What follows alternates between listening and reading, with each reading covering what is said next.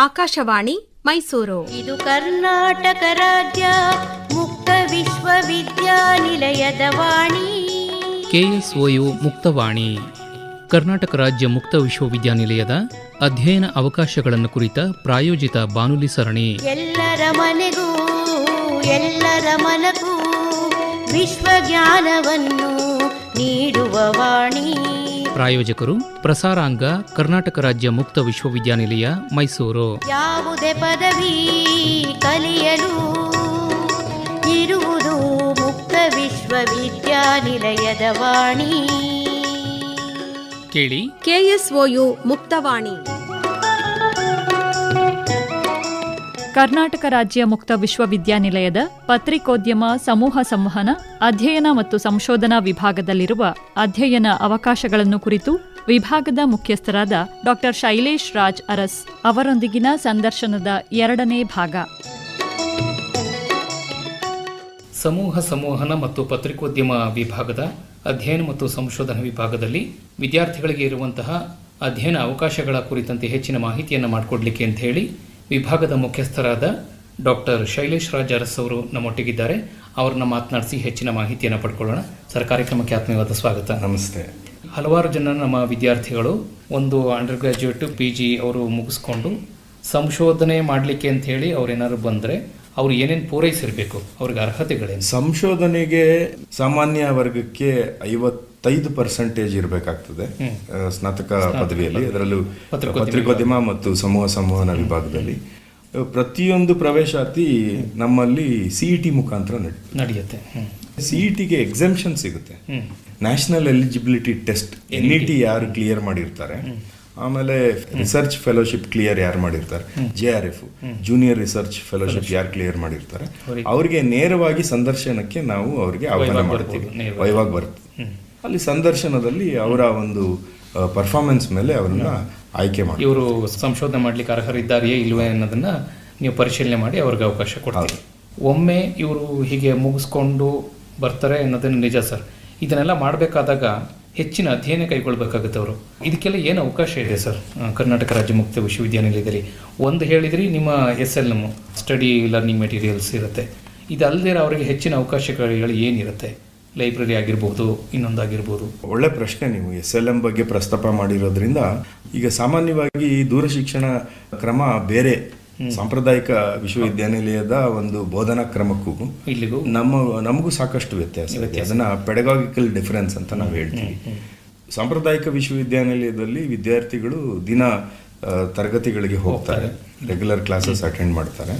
ಅವ್ರಿಗೆ ನೋಟ್ಸ್ ಅಂತ ಏನು ಇರೋದಿಲ್ಲ. ಅದು ಸೀನಿಯರ್ ಪ್ರೊಫೆಸರ್ಸ್ ಬಂದಿರ್ತಾರೆ, ಪ್ರೊಫೆಸರ್ಸ್ ಬಂದು ಅವರು ಲೆಕ್ಚರ್ಸ್ ನೀಡಿರ್ತಾರೆ, ಅವರು ಕೇಳ್ಕೊಂಡು ಅವರೇ ಸ್ವ ಅಧ್ಯಯನದಲ್ಲಿ ಅದು ಲೈಬ್ರರಿಗೆ ಹೋಗಿ ಅಧ್ಯಯನ ಮಾಡ್ತಾರೆ. ಆದರೆ ನಮ್ಮಲ್ಲಿ ಏನಾಗ್ತದೆ ಅಂದರೆ, ನುರಿತ ಪರಿಣಿತ ಬರಹಗಾರರು, ಸಿದ್ಧಪಾಠ ತಯಾರಕರು ನಾವು ಪಟ್ಟಿ ಮಾಡಿ ರಾಷ್ಟ್ರ ಮತ್ತೆ ಅಂತಾರಾಷ್ಟ್ರೀಯ ಮಟ್ಟದಲ್ಲಿರುವಂತಹ ಆ ಕ್ಷೇತ್ರದ ಪರಿಣಿತರಿಂದ ಸಿದ್ಧಪಾಠಗಳನ್ನ ತಯಾರು ಮಾಡಿರ್ತೀವಿ. ಆ ಸಿದ್ಧಪಾಠಗಳನ್ನ ತಯಾರು ಮಾಡಿ ಪ್ರಸ್ತುತ ಇವತ್ತಿನ ಜಾಗತಿಕ ಮಟ್ಟದಲ್ಲಿ ಇರುವಂತಹ ಮೌಲ್ಯವರ್ಧಿತ ಅಧ್ಯಯನ ಕ್ರಮಗಳೇನಿದೆ ಅವುಗಳನ್ನ ನಾವು ಇವತ್ತು ನಮ್ಮ ವಿದ್ಯಾರ್ಥಿಗಳಿಗೆ ನಾವು ಕೊಡ್ತೇವೆ. ಹಾಗಾಗಿ ಪ್ರತಿ 5 ವರ್ಷಕ್ಕೊಮ್ಮೆ ನಾವು ಅದನ್ನ ಅಪ್ಡೇಟ್ ಮಾಡ್ತಾ ಇರ್ತೀವಿ.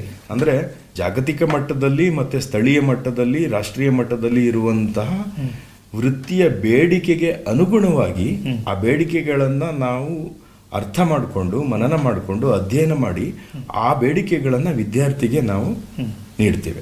ಆಮೇಲೆ ಬಹಳ ಮಂದಿ ವಿದ್ಯಾರ್ಥಿಗಳು ಅನ್ಕೊಂಡಿರ್ತಾರೆ ಇದು ಪುಸ್ತಕದಿಂದ ನಮಗೆ ಆ ಜ್ಞಾನ, ಯಾಕಂದ್ರೆ ಪತ್ರಿಕೋದ್ಯಮ ಮತ್ತೆ ಮಾಧ್ಯಮ ಅಧ್ಯಯನ ಅನ್ನುವಂಥದ್ದು ಅಪ್ಪಟ ಪ್ರಾಯೋಗಿಕವಾದಂಥ ಕ್ಷೇತ್ರ.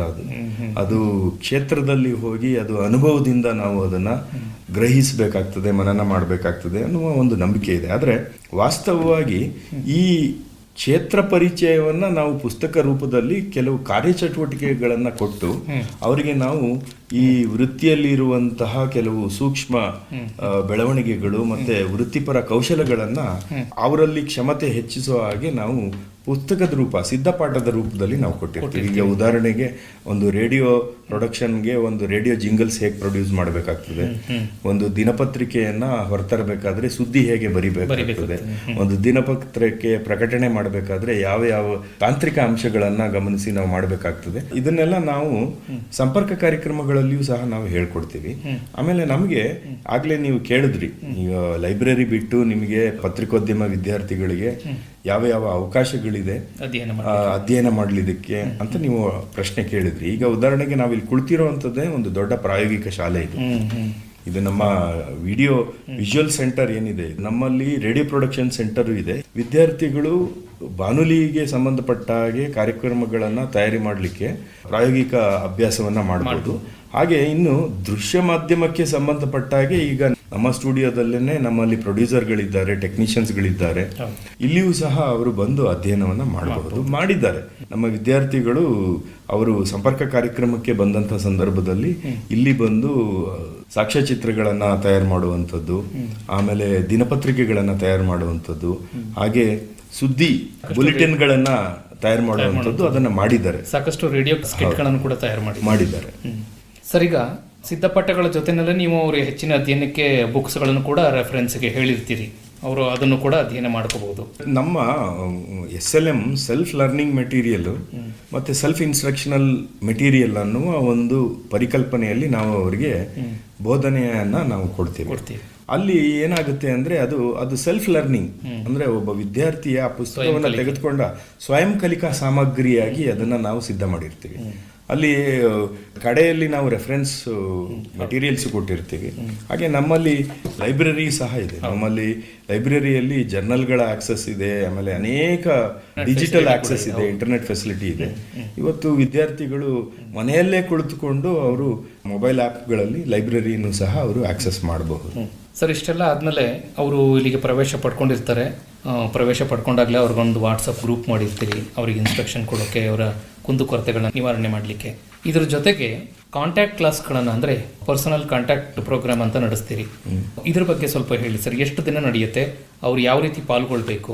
ಪರ್ಸನಲ್ ಕಾಂಟ್ಯಾಕ್ಟ್ ಪ್ರೋಗ್ರಾಮ್ ಅನ್ನುವಂಥದ್ದು ಅದು ಸರ್ಟಿಫಿಕೇಟ್ ಇಂದ ಹಿಡಿದು PhDಯ ಕೋರ್ಸ್ ವರ್ಕ್ ವರೆಗೂ ಎಲ್ಲರೂ ಅಟೆಂಡ್ ಮಾಡಲೇಬೇಕಾಗಿರುವಂತಹ ಒಂದು ಚಟುವಟಿಕೆ. ಯಾಕೆಂತ ಹೇಳಿದ್ರೆ ಇದು ದೂರ ಶಿಕ್ಷಣ ಕಾರ್ಯಕ್ರಮ ಆಗಿರೋದ್ರಿಂದ ಅದು ಸ್ವಲ್ಪ ಇಂಪಾರ್ಟೆಂಟ್ ಆಗಿರ್ತದೆ. ಇಲ್ಲಿ ಸಾಮಾನ್ಯವಾಗಿ ಏನಾಗಿರುತ್ತೆ ಅಂದ್ರೆ ಈ ಪರ್ಸನಲ್ ಕಾಂಟ್ಯಾಕ್ಟ್ ಪ್ರೋಗ್ರಾಮ್ ಅನ್ನುವ ಕಾನ್ಸೆಪ್ಟ್, ಈ ಪರಿಕಲ್ಪನೆ ಯಾವ ಪೆಡಗಾಗಿಕಲ್ ಥಾಟ್ ಇಂದ ಉದ್ಭವವಾಗಿದೆ ಅಂದ್ರೆ, ನಾವು ಅಧ್ಯಯನ ಸಾಮಗ್ರಿಯನ್ನ ವಿದ್ಯಾರ್ಥಿಗಳಿಗೆ ಕೊಟ್ಟಿರ್ತೀವಿ. ವಿದ್ಯಾರ್ಥಿಗಳು ಅದನ್ನ ಕೂಲಂಕಷವಾಗಿ ಅಧ್ಯಯನ ಮಾಡ್ಕೊಂಡು ಬಂದು ಅವರಲ್ಲಿರುವಂತಹ ಕೆಲವು ಕುಂದುಕೊರತೆಗಳು ಅಥವಾ ಗೊಂದಲಗಳನ್ನ ಪರ್ಸನಲ್ ಕಾಂಟ್ಯಾಕ್ಟ್ ಪ್ರೋಗ್ರಾಮ್ನಲ್ಲಿ ಬಂದು ಅದನ್ನ ಪರಿಹರಿಸ್ಕೊಳ್ಬೇಕು. ಕೆಲವು ಸಂದರ್ಭಗಳಲ್ಲಿ ನಾವು ನೇರವಾಗಿ ಲೆಕ್ಚರಿಂಗು ಸಹ ಕೊಡ್ತೀವಿ. ನಾವು ಬಹಳ ಅಗಾಧವಾದಂಥ ವಾಲ್ಯೂಮ್ ಇರೋದ್ರಿಂದ, ಸಿಲೆಬಸ್ಗಳಲ್ಲಿ ತುಂಬ ವಾಲ್ಯೂಮ್ ಜಾಸ್ತಿ ಇರೋದ್ರಿಂದ ಕೆಲವು ಸಂದರ್ಭದಲ್ಲಿ ಡೌಟ್ ಕ್ಲಾರಿಫಿಕೇಶನ್ ಜೊತೆಗೆ ಲೆಕ್ಚರಿಂಗ್ ಸೆಷನ್ಸು ಸಹ ಆಗ್ತದೆ. ಆಮೇಲೆ ನಿರಂತರವಾಗಿ ನೀವು ಆಗಲೇ ಹೇಳಿದಾಗೆ ವಾಟ್ಸ್ಆ್ಯಪ್ ಗ್ರೂಪ್ ಇದೆ, ನಮ್ಮಲ್ಲಿ ಟೆಲಿಗ್ರಾಮ್ ಗ್ರೂಪ್ ಇದೆ. ಆಮೇಲೆ ನಮ್ಮ ಟೆಲಿಫೋನ್ ನಂಬರ್ಗಳನ್ನು ಸಹ ನಾವು ಕೊಟ್ಟಿದ್ದೇವೆ, ಅದು ವೆಬ್ಸೈಟ್ನಲ್ಲಿ ಕೊಟ್ಟಿದ್ದೇವೆ. ವಿಭಾಗಕ್ಕೆ ವಿದ್ಯಾರ್ಥಿಗಳು ಬಂದು ನಮ್ಮನ್ನು ಸಂಪರ್ಕ ಮಾಡಿ ಯಾವುದೇ ಸಂದರ್ಭದಲ್ಲಿ ಅವರಿಗೆ ಶೈಕ್ಷಣಿಕ ವಿಷಯದ ಬಗ್ಗೆ ಗೊಂದಲ ಪರಿಹಾರ ಇದ್ರೆ ನಮ್ಮ ವಿಭಾಗದ ಯಾವುದೇ ಪ್ರಾಧ್ಯಾಪಕರನ್ನ ಅವರು ಭೇಟಿ ಮಾಡಿ ಅವರ ಗೊಂದಲವನ್ನ ಪರಿಹಾರ ಮಾಡಿಕೊಳ್ಬಹುದು. ಸರ್, ಮತ್ತೆ ಸಮೂಹ ಸಂವಹನ ಮತ್ತೆ ಪತ್ರಿಕೋದ್ಯಮ ಅಂತ ಹೇಳಿದಾಗ ಇಲ್ಲಿ ಕಲಿಯುವಂಥ ವಿದ್ಯಾರ್ಥಿಗಳಿಗೆ ಸಾಮಾನ್ಯವಾಗಿ ಗಮನಿಸಿದಾಗೆ ಇಂಟರ್ನ್ಶಿಪ್ ತರದ್ದು ಯಾವುದಾದ್ರೂ ಕಾರ್ಯಕ್ರಮಗಳಿರುತ್ತಾ? ಇದು ಒಂದು ಬಹಳ ಒಳ್ಳೆ ಮುಖ್ಯವಾದಂಥ ಪ್ರಶ್ನೆ. ಇದು ಸಾಮಾನ್ಯವಾಗಿ ಏನಾಗ್ತದೆ ಅಂದ್ರೆ, ನಮ್ಮಲ್ಲಿ ರೆಗ್ಯುಲರ್ ಯೂನಿವರ್ಸಿಟಿಗಳಲ್ಲಿ ಇಂಟರ್ನ್ಶಿಪ್ ಕಾರ್ಯಕ್ರಮವನ್ನ ಕಡ್ಡಾಯ ಮಾಡಿರ್ತಾರೆ. ಯಾಕೆ ಅಂದ್ರೆ ಅವರು ನೇರವಾಗಿ ಸಾಂಪ್ರದಾಯಿಕ ಶಿಕ್ಷಣದಿಂದ ಬಂದು ನೇರವಾಗಿ ಪತ್ರಿಕೋದ್ಯಮ ಪದವಿ ಅಥವಾ ಡಿಪ್ಲೊಮಾಗೆ ಪ್ರವೇಶಾತಿ ಪಡೆದಿರ್ತಾರೆ. ಆದ್ರೆ ಇಲ್ಲಿ ವಿಶೇಷತೆ ಏನು ಅಂದ್ರೆ, ನಮ್ಮಲ್ಲಿ ಬಹುತೇಕ ವಿದ್ಯಾರ್ಥಿಗಳು ವೃತ್ತಿಪರರು.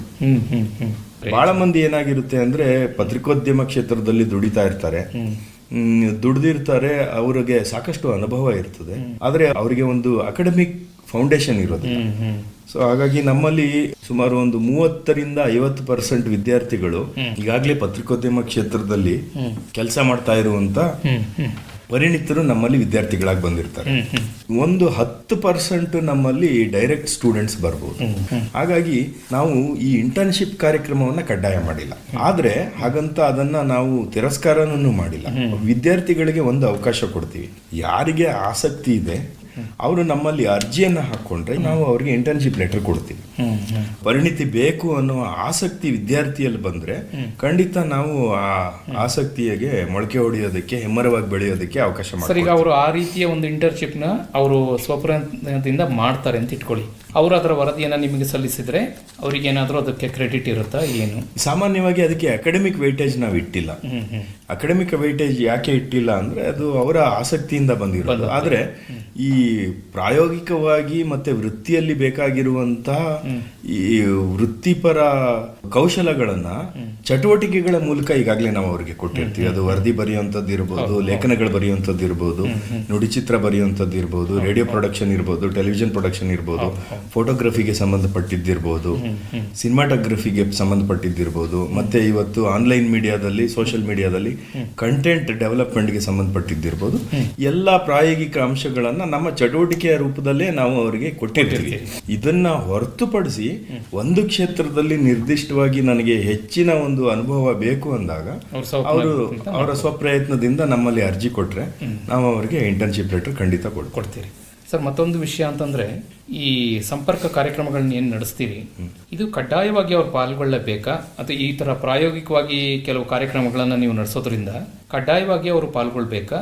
ಏನಾದರೂ ಸಮಯದ ಅಭಾವದಿಂದಾಗಿ ಬೇರೆ ಇನ್ಯಾವುದೋ ಒಂದು ತೊಂದರೆಯಿಂದಾಗಿ ಅವ್ರು ಬರ್ಲಿಕ್ಕೆ ಆಗ್ಲಿಲ್ಲ ಅಂದ್ರೆ ಅವ್ರು ಏನ್ ಮಾಡ್ಬೋದು? ಆರಂಭದಲ್ಲಿ ನಾವು ಕಡ್ಡಾಯ ಮಾಡಿದ್ವಿ. ಹಿಂದೆ ಎಲ್ಲ ನಾವು ದೂರಶಿಕ್ಷಣ ಕ್ರಮದಲ್ಲಿ ನಾವು 1 ತಿಂಗಳ ಕಾಲ ಕಡ್ಡಾಯ ಸಂಪರ್ಕ ಕಾರ್ಯಕ್ರಮಗಳಿವೆ. ಈಗ ಕಾಲಾನಂತರ ಇವತ್ತು ಎಲ್ಲರೂ ಬಹಳ ವೇಗದ ಧಾವಂತದ ಜೀವನ ಶೈಲಿ ಇರೋದ್ರಿಂದ ನಾವು 1 ತಿಂಗಳ ಸಂಪರ್ಕ ಕಾರ್ಯಕ್ರಮವನ್ನ ಇಳಿಸಿ ಇವತ್ತು 1 ವಾರದ ಸಂಪರ್ಕ ಕಾರ್ಯಕ್ರಮ ಆಗಿದೆ. ಹಾಗೆಂದ ಮಾತ್ರಕ್ಕೆ ಅಧ್ಯಯನ ಕ್ರಮದಲ್ಲಿ ಅದು ಗುಣಮಟ್ಟದ ಕುಡಿಸಿದೆ ಅಂತಲ್ಲ. ನಾವು ನಿರಂತರವಾಗಿ ಅವರಿಗೆ ಅಸೈನ್ಮೆಂಟ್ಗಳ ಮೂಲಕ ಅವರ ಚಟುವಟಿಕೆ, ಅವರ ಪ್ರೋಗ್ರೆಸ್ ಅನ್ನ ನಾವು ಮಾನಿಟರ್ ಮಾಡ್ತಿರ್ತೀವಿ. ಹಾಗಾಗಿ ಈ ಸಂಪರ್ಕ ಕಾರ್ಯಕ್ರಮಗಳು ಈಗ ಅಷ್ಟು ಕಡ್ಡಾಯ ಇಲ್ಲ. ಆದ್ರೂ ವಿದ್ಯಾರ್ಥಿಗಳು ಒಂದು ದೃಷ್ಟಿಕೋನ ಸಿಗ್ತದೆ, ಒಂದು ಶೈಕ್ಷಣಿಕ ದೃಷ್ಟಿಕೋನ ಸಿಗ್ತದೆ. ಹಾಗಾಗಿ ವರ್ಷಕ್ಕೆ ನೀವು 7 ದಿನ ಆದ್ರೂ ಕನಿಷ್ಠ ನೀವು ಸಂಪರ್ಕ ಕಾರ್ಯಕ್ರಮ ಅಟೆಂಡ್ ಮಾಡಲಿಲ್ಲ ಅಂದ್ರೆ ಅದು ಅವರೇ ಏನೋ ಒಂದು ಸ್ವಲ್ಪ ಕಳ್ಕೊಂಡಾಗೆ ಆಗ್ತದೆ. ನನ್ನ ಸಲಹೆ ವಿದ್ಯಾರ್ಥಿಗಳಿಗೆ ಏನು ಅಂದ್ರೆ ಕಡ್ಡಾಯವಾಗಿ ಅವ್ರು ಅಟೆಂಡ್ ಮಾಡಿದ್ರೆ ಸೂಕ್ತ. ಅವರಿಗೆ ನೀವು ಕಡ್ಡಾಯ ಮಾಡೋಕ್ಕಿಂತ ಅವರೇ ಕಡ್ಡಾಯ ಮಾಡ್ಕೊಂಡು ಬಂದ್ರೆ ಬಹಳ ಸೂಕ್ತ ಅಂತ. ಸರ್, ಇಷ್ಟೆಲ್ಲ ಶ್ರಮಪಟ್ಟು ಅವರು ಒಂದು ಪದವಿಯನ್ನ, ಸ್ನಾತಕೋತ್ತರ ಪದವಿಯನ್ನು, ಸಂಶೋಧನೆಯನ್ನು ಮಾಡಿ PhD ಪಡ್ಕೊಂಡು ಏನು ಹೊರಗೆ ಬರ್ತಾರೆ ಅಂತ ಇಟ್ಕೊಳ್ಳಿ. ಸಾಮಾನ್ಯವಾಗಿ ಕೆಲಸ ಮಾಡ್ತಿರೋರೇ ಇದರಲ್ಲಿ ಬರೋದ್ರಿಂದ ಅವ್ರ ಪದೋನ್ನತಿಗೆ ಅನುಕೂಲ ಆಗ್ತದೆ, ಅದು ಬೇರೆ ವಿಷಯ. ಉಳಿದವರು ಉದ್ಯೋಗ ಅರಸಿದ್ರೆ ಈ ಹೊರಗಿನ ಪ್ರಪಂಚದಲ್ಲಿ ಅವರಿಗೆ ಉದ್ಯೋಗ ಅವಕಾಶಗಳು ಹೇಗಿವೆ ಸರ್? ಇವತ್ತು ವಿಪುಲವಾದಂಥ ಅವಕಾಶಗಳಿದೆ. ದಿನಪತ್ರಿಕೆಗಳಲ್ಲಿ ವರದಿಗಾರರಾಗಿ ಸೇರಬಹುದು, ಅವರು ಅವ್ರದೇ ಆದಂಥ ವಾಹಿನಿಗಳನ್ನ ಮಾಡ್ಕೋಬಹುದು. ದಿನಪತ್ರಿಕೆಗಳಲ್ಲಿ ಕೆಲಸ ಮಾಡಬಹುದು, ನಿಯತಕಾಲಿಕೆಗಳಲ್ಲಿ ಕೆಲಸ ಮಾಡಬಹುದು, ಟಿವಿ ವಾಹಿನಿ, ರೇಡಿಯೋ, ಸಿನಿಮಾ ಮತ್ತೆ ಥಿಯೇಟರ್ ಅಲ್ಲಿಯೂ ಸಹ ಕೆಲಸ ಮಾಡಬಹುದು. ಒಟ್ಟಾರೆಯಾಗಿ ನಮ್ಮ ದೇಶದ 4ನೇ ಪ್ರಮುಖ ಅಂಗವಾದ ಪತ್ರಿಕೋದ್ಯಮ, ಈ ರಂಗದಲ್ಲೂ ಹಲವಾರು ವಿಪುಲ ಅವಕಾಶಗಳಿವೆ. ನಿಮ್ಮ ಮಾತುಗಳನ್ನು ಕೇಳದಂಥ ನಮ್ಮ ವಿದ್ಯಾರ್ಥಿಗಳು ಇದರ ಉಪಯೋಗವನ್ನು ಪಡ್ಕೊಳ್ಳಿ. ಹೆಚ್ಚು ಕರ್ನಾಟಕ ರಾಜ್ಯ ಮುಕ್ತ ವಿಶ್ವವಿದ್ಯಾನಿಲಯಕ್ಕೆ ಪ್ರವೇಶ ಪಡೀಲಿ. ಒಳ್ಳೊಳ್ಳೆ ಅಧ್ಯಾಪಕರುಗಳಿದ್ದೀರಿ, ಅವರ ಮಾರ್ಗದರ್ಶನ ಪಡ್ಕೊಂಡು ಹೆಚ್ಚಿನ ಜ್ಞಾನಾರ್ಜನೆಯನ್ನು ಪಡ್ಕೊಂಡು ಅವರ ಜೀವನವನ್ನು ಸುಗಮ ಮಾಡಿಕೊಳ್ಳಿ ಅಂತ ನಾವು ಕೂಡ ಆಶಿಸೋಣ. ಒಟ್ಟಾರೆಯಾಗಿ ಇಷ್ಟೊತ್ತು ನಮ್ಮ ಜೊತೆ ಕೂತು ನಮ್ಮ ವಿದ್ಯಾರ್ಥಿಗಳಿಗೆ ಪತ್ರಿಕೋದ್ಯಮ ಮತ್ತು ಸಂವಹನ ವಿಭಾಗದಲ್ಲಿ ಇರುವಂತಹ ಅಧ್ಯಯನ ಅವಕಾಶಗಳ ಬಗ್ಗೆ ಹೆಚ್ಚಿನ ಮಾಹಿತಿಯನ್ನು ಮಾಡಿಕೊಟ್ಟಿದ್ದಕ್ಕಾಗಿ ನಿಮಗೆ ಧನ್ಯವಾದಗಳು. ನಮಸ್ಕಾರ ಸರ್. ಲಕ್ಷ್ಮೀನಾರಾಯಣ್, ತಮಗೂ ಸಹ ಅನಂತ ವಂದನೆಗಳು. ಕರ್ನಾಟಕ ರಾಜ್ಯ ಮುಕ್ತ ವಿಶ್ವವಿದ್ಯಾನಿಲಯದ ಪತ್ರಿಕೋದ್ಯಮ ಸಮೂಹ ಸಂವಹನ ಅಧ್ಯಯನ ಮತ್ತು ಸಂಶೋಧನಾ ವಿಭಾಗದಲ್ಲಿರುವ ಅಧ್ಯಯನ ಅವಕಾಶಗಳನ್ನು ಕುರಿತು ವಿಭಾಗದ ಮುಖ್ಯಸ್ಥರಾದ ಡಾ ಶೈಲೇಶ್ ರಾಜ್ ಅರಸ್ ಅವರೊಂದಿಗಿನ ಸಂದರ್ಶನದ 2ನೇ ಭಾಗವನ್ನು ಕೇಳಿದಿರಿ. ಸಂದರ್ಶಕರು ಎಸ್ ಲಕ್ಷ್ಮೀನಾರಾಯಣ. KSOU ಮುಕ್ತವಾಣಿ, ಕರ್ನಾಟಕ ರಾಜ್ಯ ಮುಕ್ತ ವಿಶ್ವವಿದ್ಯಾನಿಲಯದ ಅಧ್ಯಯನ ಅವಕಾಶಗಳನ್ನು ಕುರಿತ ಪ್ರಾಯೋಜಿತ ಬಾನುಲಿ ಸರಣಿ ಕೇಳಿದಿರಿ. ಕಲಿಯಲು ಇಲ್ಲ ವಯಸ್ಸಿನ ಮಿತಿಯು, ಜೀವನಕ್ಕಿಲ್ಲ ಯಾವುದೇ ತಡೆಯು. ಕಾರ್ಯಕ್ರಮವನ್ನು ಪ್ರಾಯೋಜಿಸಿದವರು ಪ್ರಸಾರಾಂಗ ಕರ್ನಾಟಕ ರಾಜ್ಯ ಮುಕ್ತ ವಿಶ್ವವಿದ್ಯಾನಿಲಯ ಮೈಸೂರು. ಪುಸ್ತಕ ಪಾಠ, ಅಧ್ಯಾಪಕರ ಪ್ರವಚನ, ಮಾಹಿತಿ ಅಂಗೈಲೇ ಇರುವುದು.